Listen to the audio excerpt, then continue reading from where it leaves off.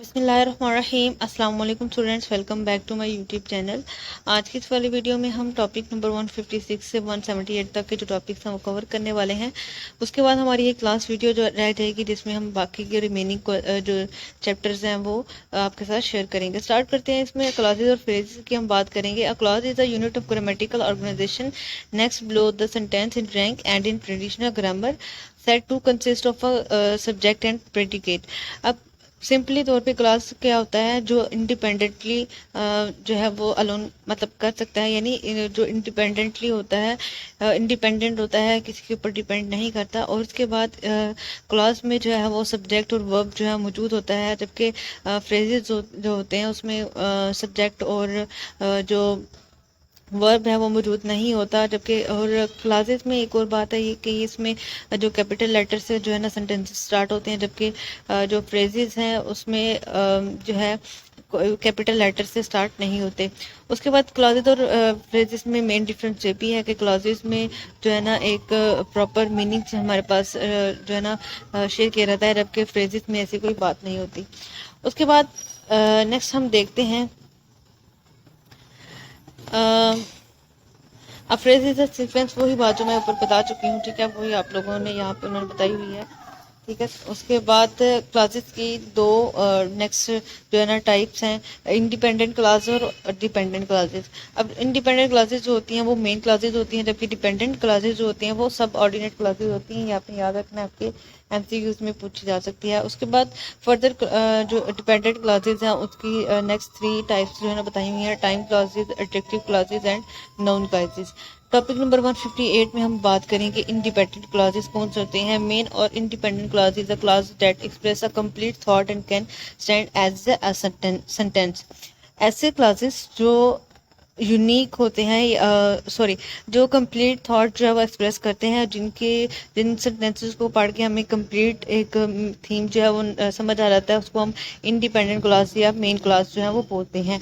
जिसमें जो इंडिपेंडेंट होता है ये जो किसी की मदद का जो है ना वो इंतज़ार नहीं करता, ये किसी की मदद की इसको ज़रूरत नहीं होती। जबकि टॉपिक नंबर 159 में डिपेंडेंट क्लासेस की बात की है, तो इसमें ऐसे क्लासेस हैं जो कि जो हमारे मेन क्लॉजेज हैं यानी इंडिपेंडेंट क्लॉजेज है उसके ऊपर डिपेंडेंट होते हैं ये, ठीक है। यानी इन सेंटेंसेस को अगर हम लिख भी दें तो वो कोई भी हमें खास मीनिंग जो है वो नहीं देगा, ठीक है। इसकी जस्ट आपने एग्जांपल्स देख लेनी है। टॉपिक नंबर 160 में टाइप्स ऑफ डिपेंडेंट क्लॉजेज हमें बताई गई हैं। थ्री जो है ना इन्होंने यहाँ पे क्लासेस बताई हैं, new noun class, adjective class and adverb class. हम यहाँ पे जो है ना अनोन इसकी फर्दर डिटेल्स देखते हैं। नाउन क्लास क्या होता है? A noun class is a subordinate और dependent class use as a noun. ऐसे क्लॉजेस जो नाउन की तरह यूज किए जाते हैं, ठीक है, उसको हम बोलेंगे नाउन क्लास। एडजेक्टिव क्लास क्या होता है? जिसमें किसी भी चीज़ की एडजेक्टिव जो एबिलिटी है उसको बताया जाए, ठीक है। एडजेक्टिव क्या होता है कि जिसमें किसी की एबिलिटी या जो उसमें खामी होती है उसको बताया जाता है। तो इसमें ऐसे क्लासेस जिसमें ये चीज़ें मेंशन हो उसको हम एडजेक्टिव क्लास बोलेंगे, ठीक है। उसके बाद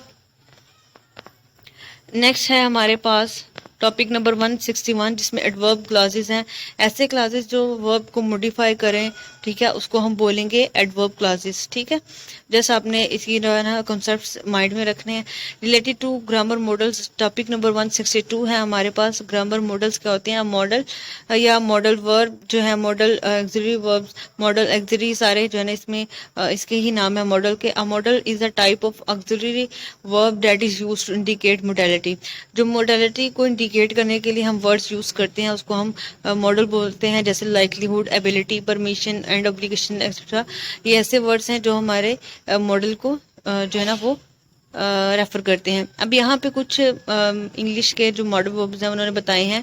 will, would, can, could, shall, should, may, might, must. ये आप लोगों ने लाजमी याद करने हैं, इससे आपके एमसीक्यूज भी आते हैं और जो है आपके शॉर्ट या लॉन्ग क्वेश्चन में पूछा जा सकता है कि आप मॉडल वर्ब पे नोट लिखें। उसके बाद यहाँ पे कुछ करेक्टरिस्टिक्स हैं जिसको आप लोगों ने देख लेना है, ठीक है। नेक्स्ट हम टॉपिक नंबर 163 की तरफ मूव करते हैं। इसमें यूजिंग मॉडल्स, हम मॉडल्स जो है वो कहाँ पे यूज़ कर सकते हैं, कहाँ पे नहीं कर सकते, यहाँ पे उन्होंने बताया। जैसे बस आपने इसको एक दफ़ा पढ़ लेना, इतने खास इम्पोर्टेंट नहीं है, ठीक है। जस्ट पढ़ लीजिएगा, फिर भी हो सकता है कि आपके पेपर में पूछा जा सके। उसके बाद टॉपिक नंबर 164 में है फॉर्मिंग क्वेश्चंस। अब क्वेश्चंस बनाने के कितने तरीके हैं, कौन कौन से ऐसी चीज़ें हैं जिससे हम क्वेश्चंस जो है वो बना सकते हैं। सबसे पहला है by using helping verb in the beginning of the sentence, यानी do you go to school, are you come here, जो हेल्पिंग वर्ब स्टार्टिंग पे यूज़ करने से हम क्वेश्चंस जो है वो क्रिएट कर सकते हैं। जैसे हेल्पिंग वर्ब उन्होंने यहाँ पे अगेन बता दी। सेकेंड नंबर पे है बाय यूजिंग क्वेश्चन वर्ड्स और sometimes known as W family. W family what, where, when, who, whose, why etcetera जो है ना, ये डब्ल्यू फैमिली कहलाती है। ये आपने याद रखना। ये क्वेश्चन जो है ना शॉर्ट क्वेश्चन में भी पूछा जा सकता है और आपके एमसीक्यूज में भी आ सकता है कि कितनी टाइप्स हैं क्वेश्चन फॉर्मेशन की, ठीक है। उसके बाद है हमारे पास जी टॉपिक नंबर 165, पंक्चुएशन क्या होती है। Punctuation means the marks such as full stop, comma, brackets used in writing to separate sentences and their elements and to clarify meaning.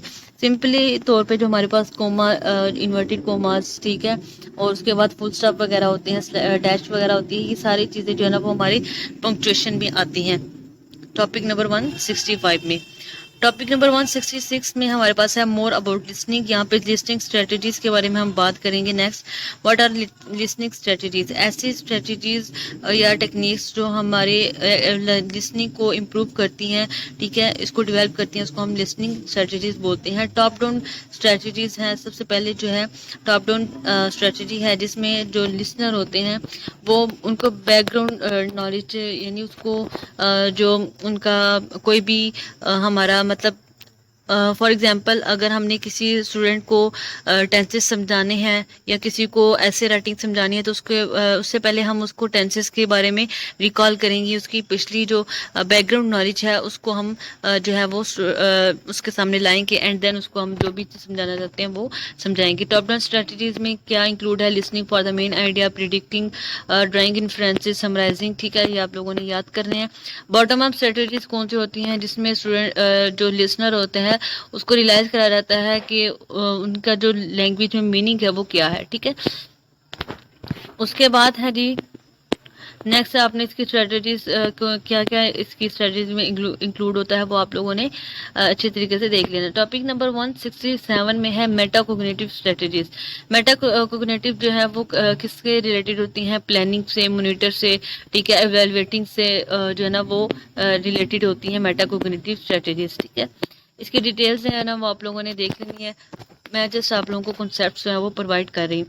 168 में हम लिसनिंग फॉर मीनिंग, अब हम मीनिंग के लिए लिसनिंग जो करते हैं, आपने जस्ट रिलेटेड जो चीज़ें हैं वो देख लेनी एक दफ़ा, एमसीक्यूज के लिए ये आप लोगों ने देखनी है। टॉपिक नंबर 169 में लिसनिंग एक्टिविटीज़ है, ठीक है। लिसनिंग एक्टिविटीज़ कौन कौन सी हो सकती हैं ये आप लोगों ने देखना है। आप लोग अगर क्लास में जो टीचर को लिसन करें या आप इस तरह से जैसे उन्होंने पिक में बताया हुआ है इस तरह से बच्चों की लिसनिंग जो एबिलिटी है वो इम्प्रूव करवा सकते हैं। उसके बाद टॉपिक नंबर 170 में है स्पीकिंग। स्पीकिंग क्या है, अपनी थॉट्स को अपने जो हम बोलने से हम यानी अपनी थॉट्स को अपने आइडियाज़ को हम बोल कर बताते हैं, उसको हम बोलते हैं स्पीकिंग, ठीक है। इसमें फर्दर जो है अगर हम बात करें तो इसकी टाइप्स की बात करें तो इसमें 1 on 1 है जिसमें जो स्टूडेंट टीचर और या स्टूडेंट जो होते हैं वो डिस्कस करते हैं किसी भी क्वेश्चन को, ठीक है, या प्रॉब्लम को, ठीक है, यानी स्टूडेंट टीचर से या स्टूडेंट्स के साथ जो है वो डिस्कशन करते हैं। उसके बाद है स्मॉल ग्रुप और टीम बेस्ड ओरल वर्क। इसमें क्या होगा कि जो स्मॉल एक ग्रुप बना दिया जाएगा, एक टीम छोटी सी बना दी जाएगी जिसमें ओरल वर्क के थ्रू यानी डिस्कशन वगैरह होगी, डिबेट वगैरह होगी, ठीक है, उससे भी जो लिसनिंग है वो भी इम्प्रूव होती है। उसके बाद फुल क्लास डिस्कशन जिसमें टीचर्स जो हैं वो सारी क्लास के साथ मिलकर जो है टिपिकली डिस्कशन करते हैं, उसको हम बोलते हैं फुल क्लास डिस्कशन। उसके बाद आ रही in class debate and deliberations. इसमें क्या होता है कि एक कंसिडरेशन होती है स्ट्रक्चर जिसमें यानी हम जैसे स्टूडेंट्स टीचर्स जो हैं वो एक खास टीचर्स जो है ना टॉपिक दे देते हैं स्टूडेंट्स को, ठीक है, और उसके ऊपर स्टूडेंट्स को डिबेट करनी होती है, उसके ऊपर अपने राय से जो है ना वो स्टूडेंट्स आगाह करते हैं, ठीक है, प्रेजेंटेशंस वगैरह देती हैं। स्पीचेस एंड प्रेजेंटेशंस ये आप लोगों ने देखना है ना, ठीक है। ओरल एग्जामिनेशंस और उसके बाद है जी topic number 172 principles of speaking. कौन कौन से प्रिंसिपल्स हैं ये आप लोगों ने याद करने हैं इसके, ठीक है। टॉपिक नंबर 173 है teaching principles of speaking. Speaking के प्रिंसिपल्स कौन कौन से हैं ये आप लोगों ने ये बॉक्स में उन्होंने बताए हुए हैं, ठीक है। आप नीचे हाईलाइट भी कर दिए मैंने, वो भी देख लीजिए। टॉपिक नंबर 174 में है स्पीकिंग स्ट्रेटजीज। अब स्पीकिंग स्ट्रेटजीज क्या हैं? यूजिंग मिनिमल रिस्पॉन्सेज, उसके बाद है जी रिकॉग्नाइजिंग स्क्रिप्ट्स, एंड देन है जी बस, ठीक है। वो आप लोगों ने 2 याद कर लेनी है, ठीक है। टॉपिक नंबर 175 में है प्रोनाउंसिएशन। प्रोनाउंसिएशन क्या होती है? एक रीड करने की जो एबिलिटी होती है उसको हम बोलते हैं प्रोनाउंसिएशन। हमें वर्ड्स को किस तरह से प्रोनाउंस कर सकते हैं, हम किस तरह से अदा करते हैं उसको, हम करेक्ट साउंड जो होती है किस तरह से हम प्रोड्यूस करते हैं उसको हम प्रोनाउंसिएशन बोलेंगे, ठीक है। इसमें टिप्स हैं, हम किस तरह से प्रोनाउंसिएशन जो है इम्प्रूव कर सकते हैं, इसकी टिप्स हैं, ये आप लोगों ने याद रखनी है। आपके शॉर्ट और लॉन्ग क्वेश्चन में पूछी जा सकती हैं, ये आपके एमसीक्यूज में भी आएंगी। वर्ड स्ट्रेस क्या होता है? अब वर्ड स्ट्रेस क्या होता है? कुछ ऐसे वर्ड्स होते हैं जहाँ पे हमें स्ट्रेस दे के पढ़ना होता है। कुछ जो वर्ड्स होते हैं वो ऐसे होते हैं जिसके ऊपर हमने जोर दे के पढ़ना होता है, और कुछ ऐसे होते हैं जिसमें हमें कोई भी जो है वो जोर नहीं देना होता है, ठीक है। तो ऐसे सेंटेंसेस या वर्ड जिसके ऊपर हम जोर देते हैं उसको हम वर्ड स्ट्रेस बोलते हैं, ठीक है। टॉपिक नंबर 176 में सम टिप्स फॉर स्पीकिंग। यहाँ पे उन्होंने कुछ टिप्स बता दी हुई हैं, आप लोगों ने जस्ट एक दफ़ा देख लेना है, ठीक है। 176 में हम बात करेंगे स्पीकिंग एक्टिविटीज़ की। स्पीकिंग एक्टिविटीज़ कौन कौन सी हैं? सबसे पहले है जी हम क्या कर सकते हैं, यहाँ पे देखें तो कुछ ख़ास एक्टिविटीज़ नहीं है। स्पीकिंग की एक्टिविटीज़ क्या ही हो सकती हैं? डिबेट वगैरह में हो सकती हैं, प्रेजेंटेशन में हो सकती हैं, ठीक है। उसके बाद क्लास में जो छोटी छोटी हम ओवरव्यू रख देते हैं स्टूडेंट्स का, उसको हम जो है वो स्पीकिंग स्ट्रेटजीज में जो है ना वो लेके आ सकते हैं। टॉपिक नंबर 177 में है रीडिंग। रीडिंग क्या होती है? ऊपर से देख के जो पढ़ना होता है हम इसको रीडिंग बोलते हैं। तो आपने इसकी जो हाईलाइटेड मटेरियल है वो आपने अच्छे से देख लेना है। टॉपिक नंबर 178 जो कि हमारी आज के इस लेक्चर का लास्ट टॉपिक है, रीडिंग प्रोफिशिएंसी।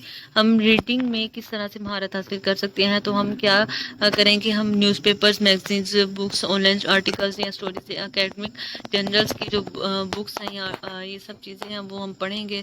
तो इससे हमारी जो डिफ़िकल्टी है वो ख़त्म हो जाएगी, हमें जो मुश्किलात पेश आती हैं रीडिंग करते हुए वो नहीं आएंगी, ठीक है जी। यहाँ पे उन्होंने स्टेप्स भी बता दिए, आप लोगों ने इसको याद कर लेना। टॉपिक 179 से हम नेक्स्ट जो है वो अपने लास्ट लेक्चर में डिस्कस करेंगे। मिलते हैं अपनी नेक्स्ट वीडियो में। होप सो कि आप लोगों को ये वीडियो जब पसंद आई होगी। वीडियो पसंद आई तो लाइक कीजिएगा, शेयर कीजिएगा अपने दोस्तों के साथ। तब तक के लिए अल्लाह हाफिज़।